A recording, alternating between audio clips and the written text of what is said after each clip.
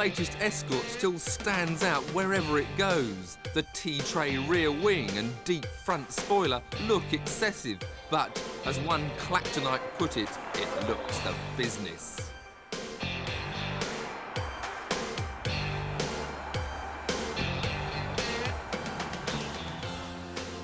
On the open road, the Escort will cruise with style and grace, instantly giving the driver the feeling that he's in a well-engineered thoroughbred.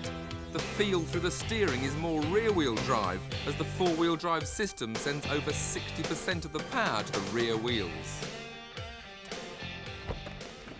This really is a driver's car. It's got these excellent Recaro seats that hold you tight on the corners.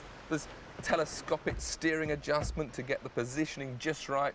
And I love these silver dials that glow green at night. Now, Ford's big rivals, Vauxhall, also have a car in this class. It's their Calibra 4x4 Turbo. It's not as obvious as the Escort, but it's just as fast. The interior is also less obvious, and this is a bit of a disappointment, really. There are very nice, comfortable leather seats, but the dashboard is more like a basic Cavalier, and I found this tilt-table steering adjustment far less effective.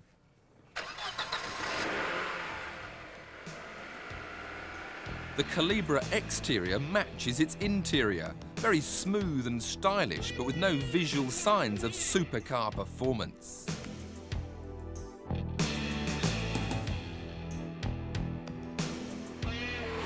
Now, both Calibra and Escort were designed as the basis of rally cars for the future, and such a pedigree demands an off-road test. And where better than Ford's rally headquarters at Boreham.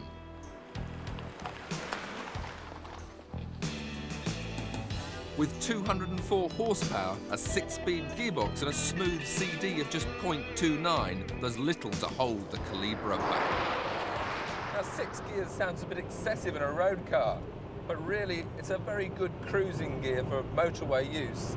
I mean, here we're doing 100 miles an hour, and yet we're only pulling 3,500 revs.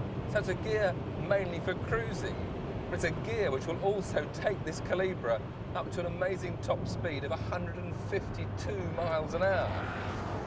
High-speed cornering and the Calibra begins to show the strain. It's actually quite a soft car at these sort of speeds. The turn in it understeers, add power in it understeers and understeers. And really, for a high-speed cornering, there's just too much understeer. Onto the tight second gear change of direction test, and again the Vauxhall struggles. The Calibra turns a little bit lazier again. That understeer frustrating the turn-in speed you're able to achieve.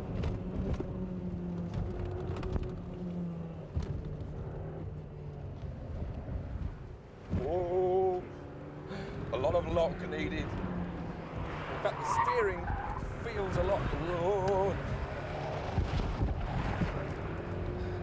I was about to say, the steering actually feels a lot lower geared than on the Escort.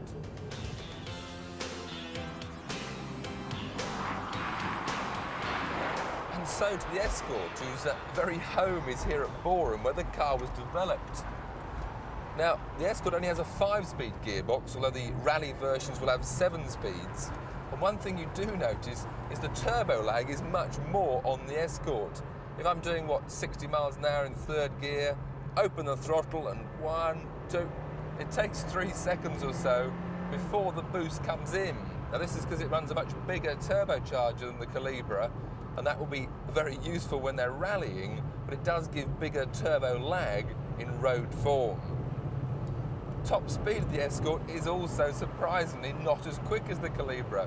It struggles to do 140 miles an hour, even though it's got nearly 20 horsepower more. It's got 227 horsepower, yet the drag factor of 0.38 really does pull that top speed down. Of course, as the benefit of the drag factor is that you've got downforce. This Escort is actually the first production car that has downforce at high speed.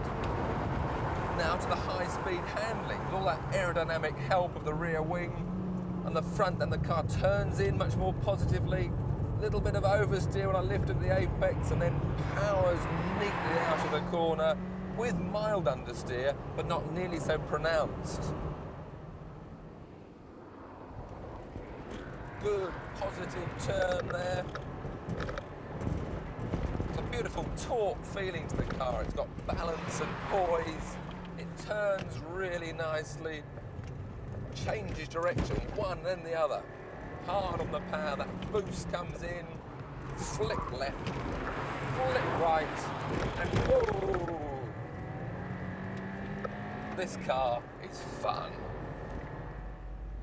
Now, other cars in this class include BMW's 325i Coupe, Volkswagen's Corrado VR6, and Toyota's Celica GT4.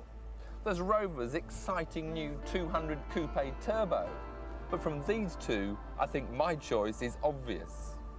The Calibra does have exceptional straight-line performance, a slick 6-speed gearbox, and the security of 4-wheel drive. It's the proverbial wolf in sheep's clothing. But what it lacks is character and driver satisfaction, and the Escort has those in abundance.